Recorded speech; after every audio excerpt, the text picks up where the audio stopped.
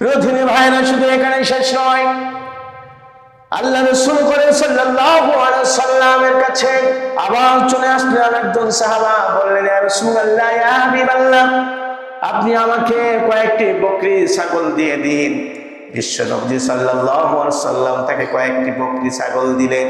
হাদিসের ভিতরে এসেছে, দুই পাহাড়ের সমতলে, দুই পাহাড়ের নিচে যতগুলো খালি স্থান আছে, জায়গা আছে, এক স্থান থেকে অপর স্থান পর্যন্ত বিশ্ব নবীজির দোয়ার বরকতে ওই পাহাড়ের খালি জায়গাগুলো সব ছাগলেই পরিণত হয়ে গিয়েছে।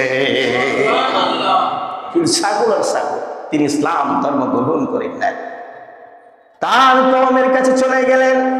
কওমের কাছে গিয়ে বলতে লাগলেন, ও আমার কওমের বাসীরা শোনো, যে মুহাম্মদকে তোমরা আজে বাজে মন্তব্য করো, গালিগালাজ করে থাকো, যে মুহাম্মাদের নিয়ে তোমরা অনেক কটুক্তিমূলক কথা বলেছিলে, শুনে নাও, জেনে নাও। আমি সেই মুহাম্মাদের কাছে গেলাম, মুহাম্মাদের কাছে একটু কিছু চাইলাম, মুহাম্মদ আমাকে সাথে সাথে অনেক বড় অনেক কিছু দিয়েছে।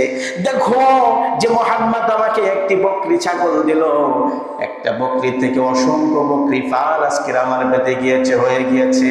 আমি তাকে চাওয়া মাত্র আমাকে দিল এবং দোয়া করে দিয়ে দিল। দেখো অসংখ্য পাল আজকে বেঁধে গিয়েছে।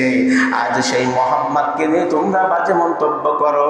আমি তোমাদের এই ধর্মে আর থাকতে চাই না, নির্দ্বিধায় একমাত্র কেবলমাত্র আমি সেই রাসূলের প্রতি, সেই নবীর প্রতি ঈমান নিয়ে আমি এখনই মুসলিম হয়ে গেলাম। বলেন লা ইলাহা ইল্লাল্লাহু মুহাম্মাদুর রাসূলুল্লাহ সাল্লাল্লাহু আলাইহি ওয়াসাল্লাম।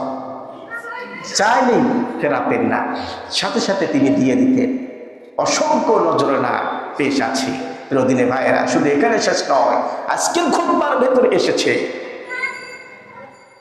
তাইফের প্রান্তরে, উহুদের ময়দানে, উহুদের ময়দানে রাসূল করিম সাল্লাল্লাহু আলাইহি সাল্লামের কাফেররা যখন আঘাতের পরে আঘাত করলেন, আঘাতে নিচের দাঁতের 4 নাম্বার পয়েন্টের যে দাঁতটি, সেই দাঁতটি শহীদ হয়ে গেলেন, সেই দাঁতটি শহীদ মোবারক হয়ে গেলেন।